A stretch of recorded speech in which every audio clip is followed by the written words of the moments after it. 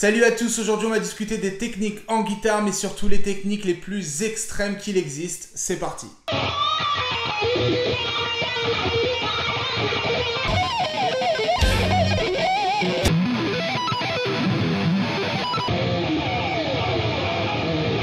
Avant de commencer, je vous invite à vous abonner sur ma chaîne, ça m'aide à créer plus de contenu et à développer toutes mes idées. N'hésitez pas à réagir, à commenter en direct en me disant quelle est pour vous la technique la plus dure à maîtriser en guitare.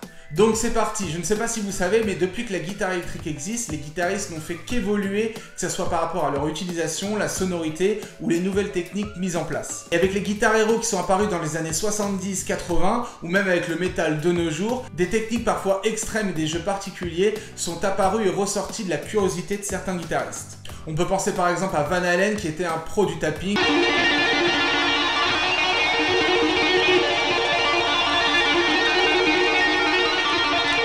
ou Yngwie Malmsteen qui maîtrisait le legato et le sweeping à merveille.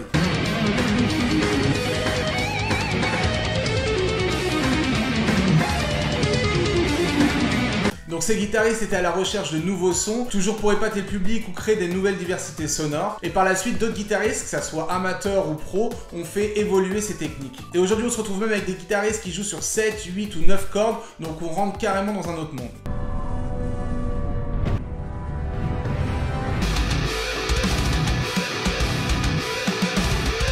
Aujourd'hui, je vais vous montrer 5 techniques extrêmes de guitare. C'est des techniques qui demandent beaucoup de patience et de travail, mais une fois maîtrisées, elles vous ouvrent de nouvelles portes sur des nouvelles sonorités et vous pourrez prendre beaucoup de plaisir en les jouant. Je vais commencer de la plus simple à la plus compliquée. C'est maintenant, c'est parti. Donc voilà, j'ai pu enregistrer les 5 techniques. Le but, c'est que je les regarde en direct avec vous. Ça va me permettre de commenter en direct et de vous donner surtout 2-3 astuces si vous êtes intéressé pour les pratiquer. Donc on va commencer par la première, on peut appeler ça le fast picking, où en gros, c'est des allers-retours très rapides. Ça va vous donner un aspect très véloce dans votre jeu et surtout un aspect très linéaire dans la mélodie. Donc c'est très utilisé dans les solos ou même dans les riffs de métal. On peut retrouver dans plein de morceaux et ça a le mérite d'être une technique qui est assez cool à maîtriser. C'est pour ça que c'est la première que je présente. Pour moi, c'est l'une des plus faciles. Donc je vous montre ça et je vous donne quelques tips pour la pratiquer. C'est parti.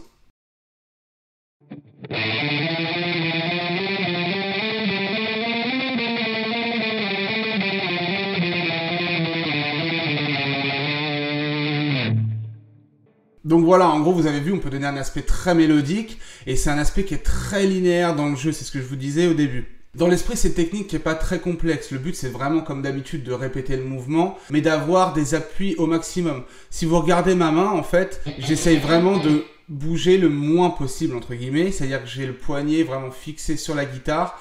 Et c'est plus un mouvement qui est musculaire comme en rythmique par exemple, mais c'est un mouvement qui va être assez nerveux. Donc il faut travailler un petit peu l'endurance justement sur les nerfs et les mini-muscles, si je peux dire, qu'on peut utiliser dans la main. Au début, essayez de vous entraîner avec une corde à vide et de tenir le maximum de temps. Donc c'est pas grave s'il y a des loupés. En général, ce qui se passe au début, c'est qu'on gratte et des fois on rate un petit peu nos cordes, on perd le rythme, on perd la vélocité. Ça, c'est pas très grave. Le but, c'est vraiment de répéter pour ensuite avoir un mouvement qui est très linéaire. Une fois que vous êtes à l'aise, essayez de mettre quelques notes par-dessus pour créer de la mélodie.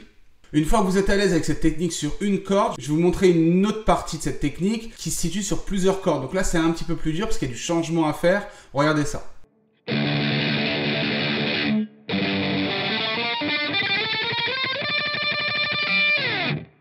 Voilà, c'est encore la même technique qui se base du coup sur les appuis du poignet. J'essaye de bien fixer, j'essaye aussi de bien ressentir les cordes.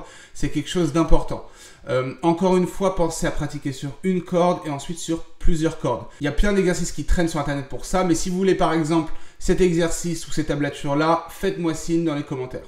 Donc on passe à la suite. La deuxième technique qui est un peu plus particulière à travailler, c'est en fait des harmoniques artificielles. Je vous montre ça tout de suite et je vous explique un petit peu.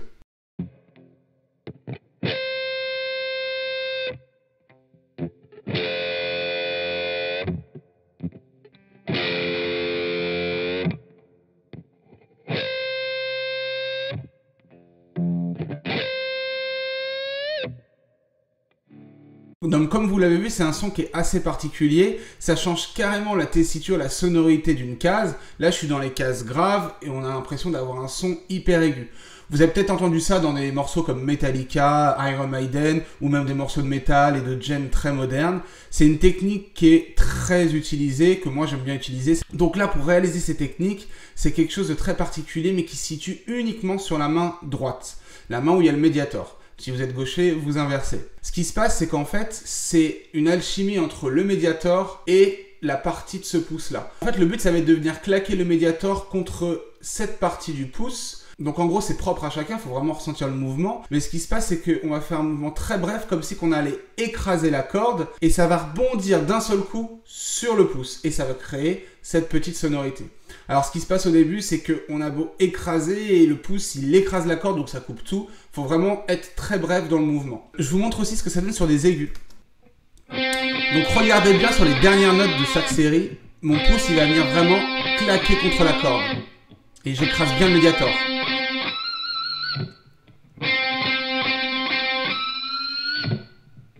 Et quand vous l'alliez à un petit bend, donc un relevé de corde, ça donne tout de suite un petit effet solo. Là, sur une autre vidéo, je vais passer d'une note normale à une note harmonique. Écoutez bien.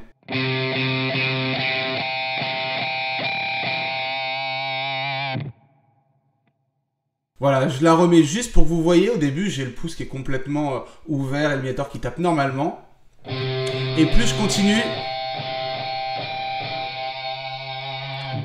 plus mon pouce va venir se rapprocher et du coup frôler la corde. Donc ça, pour le coup, pour être passé par là, dès qu'on le maîtrise, on va en mettre partout. Donc c'est pas forcément ce qu'il faut faire, parce qu'au bout d'un moment, ça saoule d'avoir toujours cette sonorité. Mais si vous l'utilisez à bon escient, c'est vraiment ultime comme technique. Enfin, moi, j'adore la sonorité. Et c'est ce qu'on cherche souvent dans les sonorités rock, hard rock, metal et tout.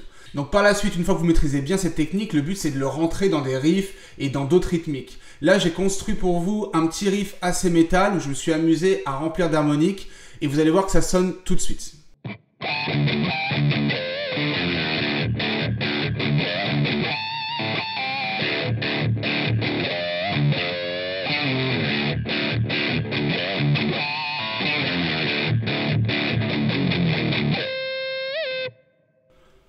Donc voilà, c'est un petit peu abusé parce qu'il y en a 1000 à l'intérieur, mais ça donne tout de suite son effet. Le but, c'est vraiment partir d'un mouvement normal de jeu sur un mouvement harmonique artificiel, c'est ça le plus dur.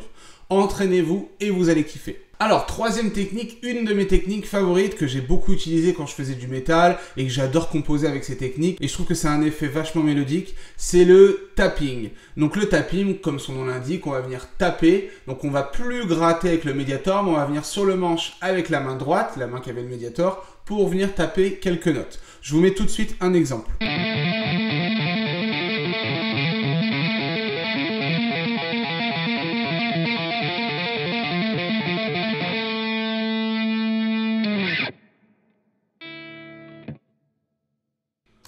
Donc c'est des sonorités que vous avez peut-être déjà entendues. Moi je trouve que ça fait tout de suite son effet. Donc le tapping, c'est quelque chose qui n'est pas très compliqué en soi, mais c'est quelque chose qui demande une compréhension au niveau de la motricité et de la coordination des deux mains. Donc comme vous pouvez voir, si je le remets, même dans la main gauche, il y a un esprit de tapping. C'est un esprit vraiment de coordination qu'il faut comprendre. En direct, si on voit que la main gauche, elle aussi, elle vient se coordonner avec la main droite. Ce qui se passe, c'est que votre main droite, elle va donner le temps. Donc essayez d'être toujours régulier dans votre main droite qui vient taper. Et ensuite, essayez de coordonner avec votre main gauche. Toujours travailler doucement. Pareil, sur Internet, il existe beaucoup d'exercices. Je ne suis pas là pour vous donner des tablatures. Mais si vous en souhaitez, n'hésitez pas à me demander dans les commentaires. Mais en gros, essayez de toujours travailler doucement et surtout maîtriser la coordination entre votre main droite et votre main gauche. Une fois que vous sentez qu'il y a une coordination qui vient, ça fait vraiment genre ta ta ta ta ta ta ta ta ta ta ta ta ta ta ta ta. Et après, voilà, il faut essayer d'accélérer. Et si on va plus loin, on peut même essayer de faire des tappings sur plusieurs cordes. Là, je vais vous en montrer un sur 3 cordes. C'est parti.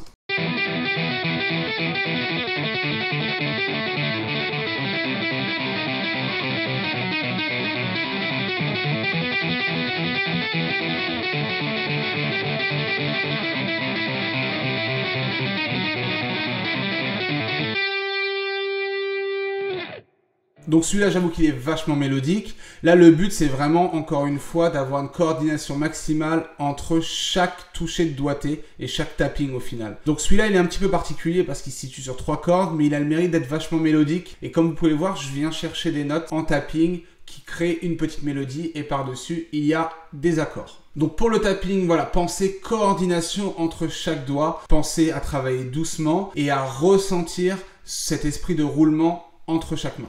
Donc là, on passe carrément à une autre step pour la 4e technique, c'est le sweeping. J'ai sorti justement un petit extrait récemment de cette petite vidéo de sweeping et j'ai eu plusieurs messages en me disant que certains avaient beaucoup de mal avec le sweeping. Même chez mes élèves, beaucoup me disent que c'est quelque chose de très compliqué. Et oui, c'est quelque chose de très complexe. Pour moi, c'est la technique où j'ai eu le plus de mal à la maîtriser et je trouve que je la maîtrise pas encore. C'est une technique qui, je crois, demande quasiment 100% d'investissement et il faut rien faire à côté. Je vous montre la vidéo et ensuite je vous donne quelques astuces qui pourront peut-être vous aider.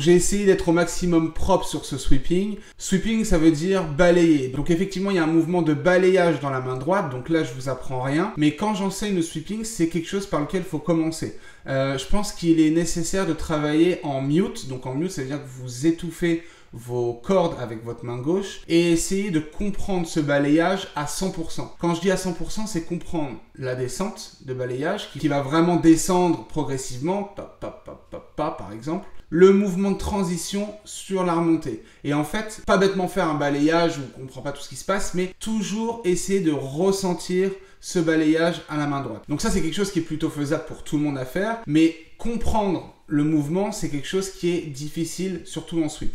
Maintenant, la main gauche, je vous conseille de commencer au début par 3 cordes, uniquement en aller, 3 cordes uniquement en retour, et 3 cordes en aller-retour. Mais quand je dis ça, c'est pas en une séance, c'est vraiment en plusieurs semaines, en plusieurs mois. Essayez, un gros conseil que je peux vous donner, c'est essayer de vous filmer pour voir la différence entre avant et après. Il y a des élèves qui n'arrêtent pas justement de faire du sweep, mais il n'y a aucune évolution parce qu'ils restent toujours à la même vitesse. Et encore une fois, je répète, le sweeping, c'est en plusieurs années, ça c'est sûr et certain. Une fois que vous maîtrisez sur 3 cordes, en aller et en retour, essayez de travailler sur 4 et 5 cordes. C'est là où le sweeping va prendre toute son ampleur, c'est là où il y a plus de mélodie. Prenez des plans qui existent déjà sur internet, si vous voulez celui-là, je peux aussi vous le donner. Mais en gros, un sweeping n'est pas différent d'un autre, il faut juste simplement le répéter et répéter. Quelques astuces en plus, pour avoir une meilleure sonorité et un meilleur rendu, essayez de mettre votre micro sur le micro manche, donc le micro qui est tout en haut. Il y aura un son un peu plus chaud et rond qui vous permet d'avoir une sonorité proche du sweeping. Essayez aussi de protéger vos cordes. Vous pouvez utiliser par exemple des bracelets de tennis ou des serviettes que vous accrochez en haut de votre manche pour muter les cordes. Parce qu'en fait, ce qui se passe, c'est quand on vient descendre avec la main, des fois on accroche un peu et là ça permet de muter ces cordes, donc qu'elles ne sonnent pas par-dessus. En parallèle, essayez de faire des déliateurs ou des gammes qui vous permettent d'avoir une vélocité au niveau de votre main droite. Et n'oubliez pas, la meilleure chose, c'est essayer de vous filmer sur le long terme et voir l'évolution. Déjà d'une, c'est encourageant et de deux, vous pourrez voir s'il y a une évolution ou pas et où est-ce qu'il faut corriger. Ah oui, surtout, n'allez pas trop loin dans le sweeping. Essayez de rester sur des courtes mélodies et essayez même de rester sur une suite de notes, ça suffit. On veut juste travailler la technique et on veut juste avoir un rendu. N'essayez pas tout de suite d'avoir des sweepings avec 4 phrasés et des gros arpèges. Essayez juste au moins de travailler au début votre coordination entre les deux mains et surtout même sur une phrase juste pour avoir le rendu sweeping.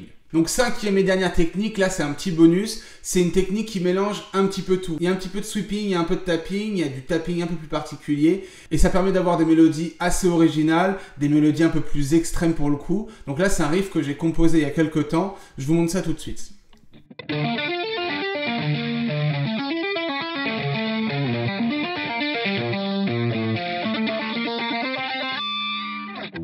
Comme vous pouvez le voir, il y a un début de sweep sur 3 cordes. Il y a du tapping qui vient s'incorporer entre chaque sweep. À la fin, il y a un tapping un peu particulier où je viens taper avec le médiator sur les cordes et je finis par un harmonique. Donc une fois que vous maîtrisez plusieurs techniques, ce qui est bien, c'est que vous pouvez les mélanger entre elles et ça donne des trucs assez originaux.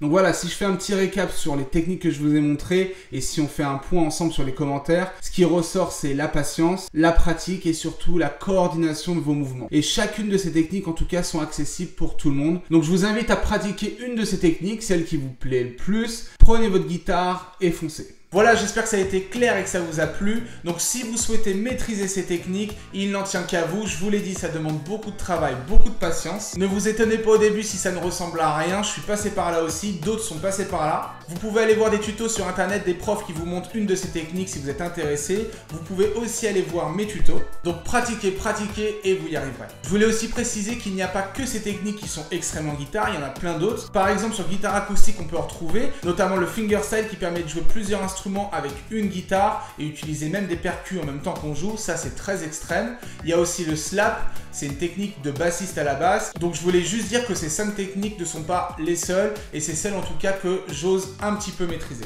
Bref, j'espère que cette vidéo vous a plu et je vous dis ciao.